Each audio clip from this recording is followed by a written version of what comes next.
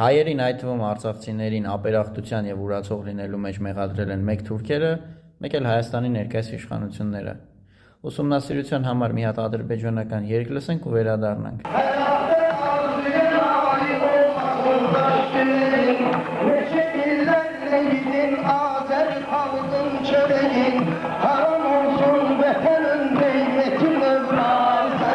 Հիմա ներկայացնեմ, թե ինչով է ապերախտության քարոզը էական։ Այն միշտ նախորդում է ոչնչացնելու քաղաքականությանը,